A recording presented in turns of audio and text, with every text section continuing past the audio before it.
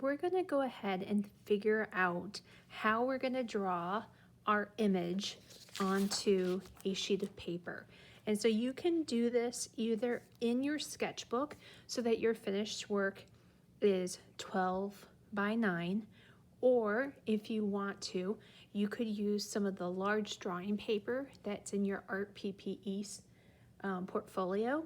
That's 12 by 18, and we could make it 12 by 16 if you want it to be a little bit larger. You just have to use your ruler in order to measure it. So I have my picture printed out because I don't want to edit videos and have to insert this in. And so you can print it if you have a good printer at home, or you can use the digital screen. One of the things that sometimes helps me figure out proportion where I'm drawing something bigger, so even if you see it's close, I don't want to draw it to scale, I want to draw it slightly bigger. That I often do is I'll break it down into quadrants.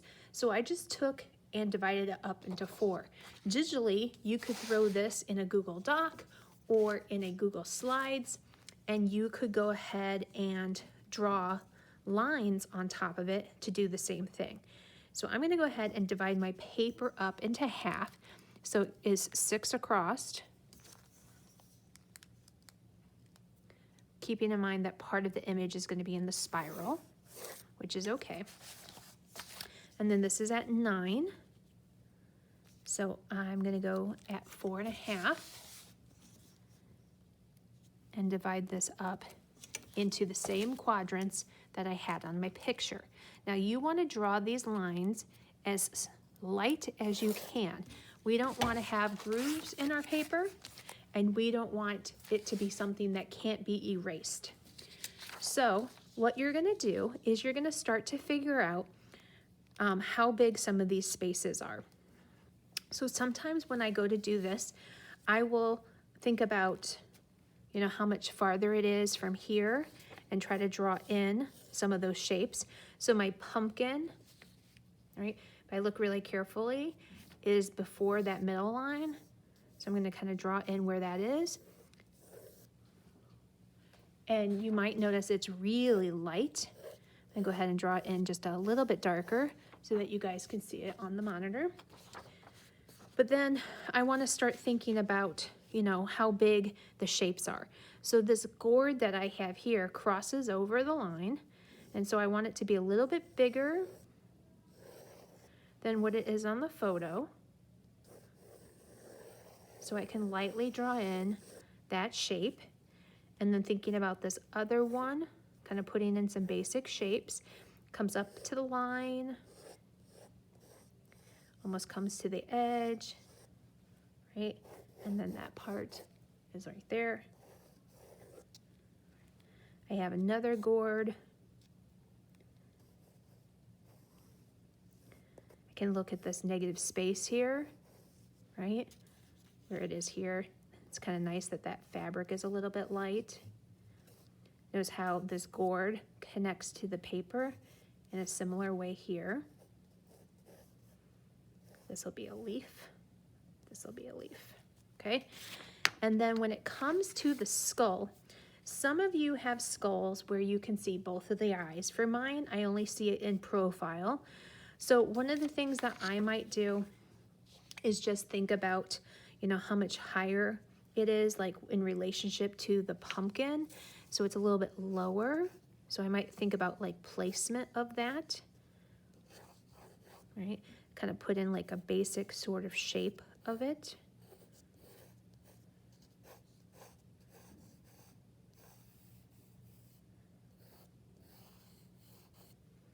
And then once I kind of have a basic outline, then I can go ahead and start to, you know, work a little bit about detail. But the first thing I want you to focus on right now is just placement. How much space will each of these objects in your image take up? Where do they line up?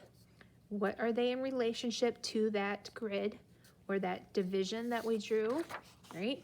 And get those basic shapes in. Then what we'll do eventually is we'll start to add a little bit more and more detail, focusing on our focal point. I'm not gonna draw the whole still life, but I wanted to maybe focus a little bit on this pumpkin to kind of talk about adding a little bit more detail in. So you wanna make sure that you go in and start to look at, you know, what it actually looks like. So that first sketch that I did was really more like just the shape of it. But now I'm paying close attention to how it's not perfectly round, right? I'm looking at the ridges of it.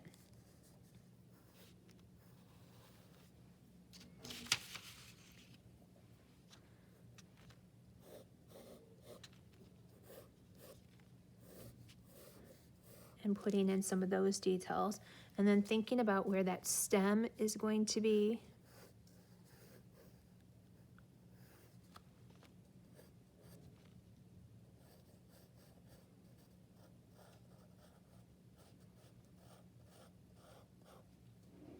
So whatever you do, you're going to start with a nice sort of sketchy line, and then you can start to put in some very specific detail.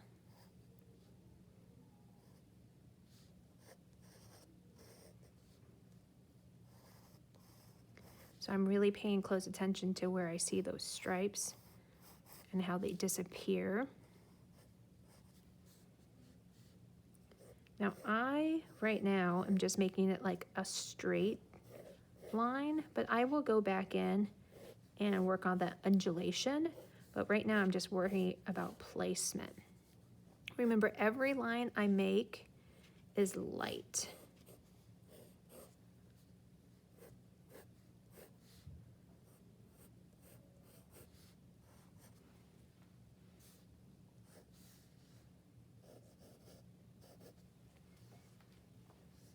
Okay, so as you go, you can just get a little bit more specific with each sort of element of your objects. So I'm going to work on this skull a little bit. It's very close to that pumpkin, so I think I'm going to extend it out a little bit. So what I'm going to do is really pay close attention to like the negative space and how the shapes change. It's not perfectly straight.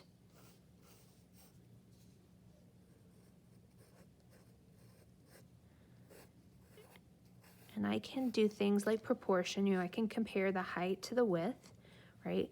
And it basically is just as tall at the highest point as it is wide. So I'm kind of amazed by that. Normally I have to tweak things too. And so once I start having that basic shape, I can kind of go in and break it down into smaller and smaller parts. So now I'm kind of just focusing on the bottom jaw.